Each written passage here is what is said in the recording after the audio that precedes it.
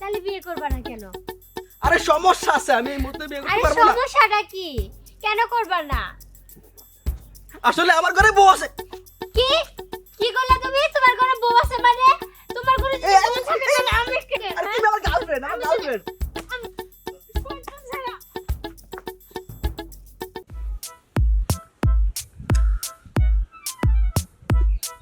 কত সুন্দর একটা জায়গা, একটু প্রেম করতে আসছি।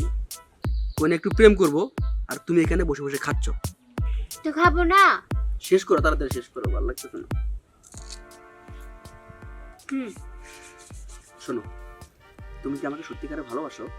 হ্যাঁ সত্যি? হ্যাঁ। আমার কেন যেন মনে হচ্ছে তুমি আমাকে সত্যিকারে ভালোবাসো না।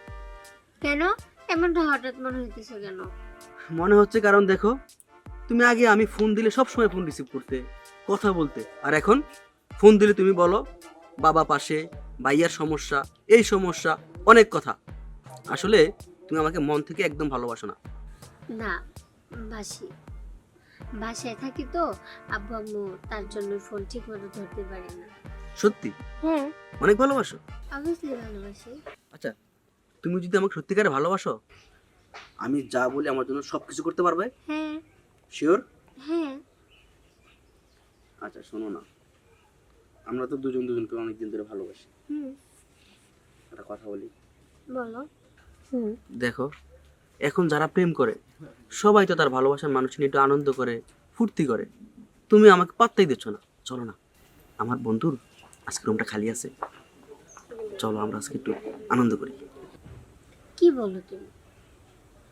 তোমাকে ভালোবাসি বলে কি তোমার সাথে আমি তোমার বন্ধু বাসায় যাব? এই তুমি বললে যে আমাকে তুমি ভালোবাসো, আমার জন্য সব করতে পারবে, আর এখন এই সামান্য এইটুকু আমার জন্য করতে পারবে না। আমি বুঝতে পেরেছি আসলে তুমি আমাকে একদমই ভালোবাসো না, এটাই তার প্রমাণ।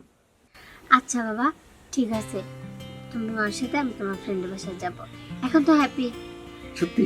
হ্যাঁ। আর কি হলো হ্যাপি মানে? অবশ্যই হ্যাপি। পাগল, আমরা দুজন দুজনের ভালোবাসি। আমি তো তোমার কয়দিন পর বিয়ে করবোই। এখন এখন করবো, আর বিয়ের পরে একই তো কথা। চলো। তুমি তো শুধু বলোই যে বিয়ে করবোই, এই যে 2-3 বছর হয়ে গেছে এখনো বিয়ের কোনো নাম নেই। আরেক করবো। এখন আমরা আগে একটু বুঝো তো এখন আমাদের বয়সটা কি। চলো তো আমরা একটু শেয়ার করে আসি।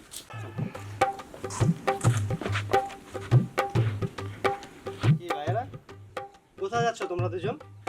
আমরা কোথায় যাচ্ছি এটা আপনাকে বলবো কেন? বন্ধুর ফ্ল্যাটে ভালোবাসার পরীক্ষা নিতে না? আরে আমরা কোথায় যাচ্ছি আর বন্ধু ফ্ল্যাটে যাচ্ছি আপনি বলেন কি করে? আমি আড়ালে দাঁড়িয়ে আপনাদের সব কথা শুনেছি। সারা জীবন দেখে আসলাম স্কুল কলেজে পরীক্ষা হয়, ভালোবাসার যে পরীক্ষা হয় সেটা আজকে তোমাদের কাছ থেকে শুনলাম।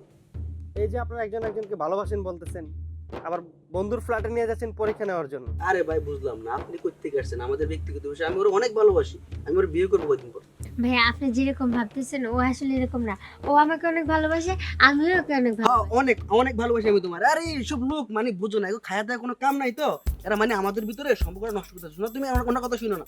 আচ্ছা, যদি আপনি ওকে সত্যি সত্যি ভালোবাসেন তাহলে আমি আজকে আপনাদের দুজনকে বিয়ে দিব, এবং বিয়ের সম্পূর্ণ খরচ আমি দিব। এমনকি আপনাদের বাবা মার সাথে যদি কথা বলার আগে আমি কথা বলে আপনাদের বাবা মাকে আমি কনভিন্স করব। চলেন আপনাদের এখনই বিয়ে আরে হবে। না, আরে আরে রাখেন, কি করতেছেন আপনি? হ্যাঁ, আমি এখন বিয়ে করবো মানে এটা কোনো মতেই সম্ভব না। আমি এখন বিয়ে এই কেন বিয়ে করবা না?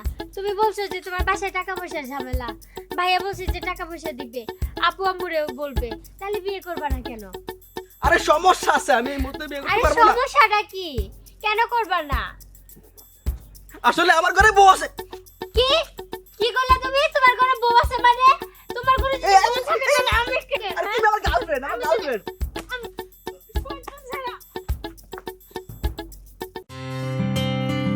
সরি ভাইয়া, আসলে আপনি আমাকে অনেক বড় বিপদ থেকে বাঁচিয়েছেন।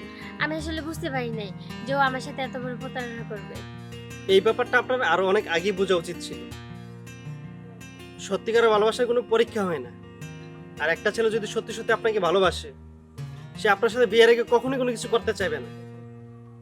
প্রত্যেকটা মেয়ে যদি আপনার মতো এরকম সচেতন হয়, তাহলে কোনো মেয়ের কখনো ভবিষ্যতে রাস্তায় দাঁড়াতে হবে না। কথাটা মনে রাখবেন। যাই হোক, ভালো থাকবেন।